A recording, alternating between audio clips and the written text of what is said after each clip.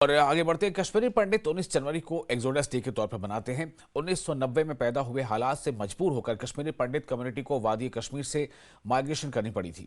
उन्होंने पनाहगुज़ी बनकर जम्मू, दिल्ली और मुल्क के दीगर मकामात पर पनाह ली।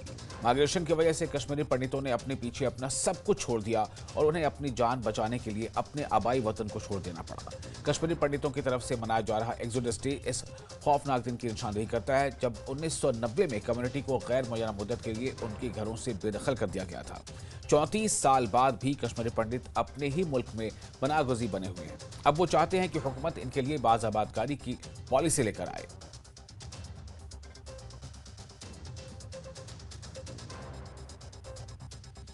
और माइग्रेशन का दर्द इस उन्वान से दिल्ली में कश्मीरी पंडितों का एक प्रोग्राम मुनक्किद किया गया। कश्मीरी पंडितों ने माइग्रेशन से जुड़े दर्द को बयान किया। यह प्रोग्राम दिल्ली के कनॉट प्लेस के सेंट्रल पार्क में मुनक्किद किया गया।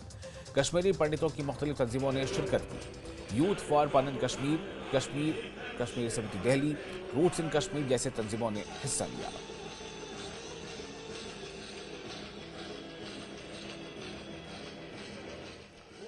हम चाहते हैं जो कश्मीर का इशू आफ्टर 370 के ध्वस्त होने के बाद एक जनसमूह की तरह, ये जिस तरह से राम मंदिर की आस्था बनी थी, ऐसे ही हमारे घर वापसी के लिए, हमारे पुनर्वसन की आस्था में 100 करोड़ हिंदू हमारे साथ दें।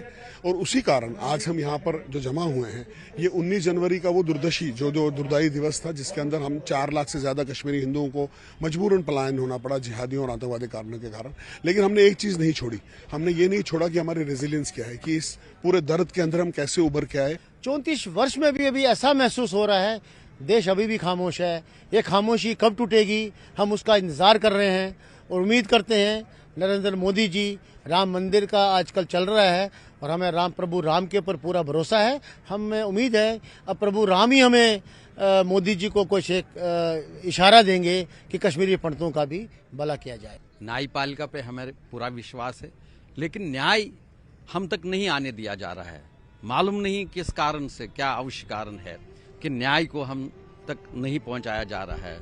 आपको पता होगा कि एक ही सिर्फ 1990 से लेकर के आज तक एक ही प्रक्रिया शुरू हुई और वो 1997 में शुरू हुई, जब नेशनल ह्यूमन राइट्स कमीशन ने हम लोगों को कहा कि ये the situation which has happened in Kashmir has happened akin to genocide, short of genocide. तो ये जो जेनोसाइड का प्रॉब्लम है ये एड्रेस होना चाहिए। मैं चाहूंगा गवर्नमेंट ऑफ इंडिया से इसमें प्रॉपर कार्रवाई करे, एक व्हाइट पेपर लेकर आ जाए। जितने भी कश्मीरी पंडित मारे गए उस वक्त में, या इवन नेशनलिस्ट कश्मीरी मुस्लिम्स भी नेशनलिस्ट थे, वो भी बेचारे मारे गए, नेशनलिस्ट सरदार्स भी मारे गए, बट 100% जो कश्मीरी पंडित विस्थापित हो गए, जब क्योंकि उनके पीछे आगे बेचारों के कुछ था ही नहीं। जब उनको मारा गया, एक नेता को मारा गया, उठ के पूरी फैमिलीज गई। एक परिवार को किसी मोहल्ले में मारा तो उठ के निकल गए। 34 साल से कश्मीर समिति दिल्ली और पूरे समाज इस दिन को हॉलोकॉस्ट डे में मनाती है।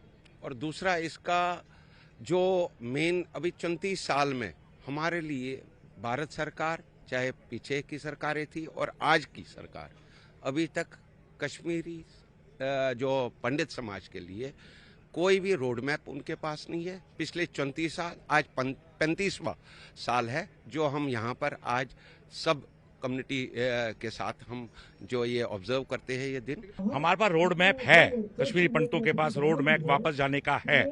वो उसके लिए कश्मीरी पंडित समाज से हिंदुस्तान की गवर्नमेंट को बात करनी पड़ेगी। एक कमेटी क्रिएट करनी चाहिए गवर्नमेंट ऑफ इंडिया को, और एक कमेटी क्रिएट करनी चाहिए, पार्लियामेंटेरियन की कमेटी क्रिएट करनी चाहिए। उस कमेटी के अंदर हमको बुलाया जाना चाहिए, हमसे पूछना चाहिए, हम रोड मैप जाने का वापस खुद दे सकते हैं। Together we will live and together we will die peacefully. This is our slogan in for government of India and KP community itself.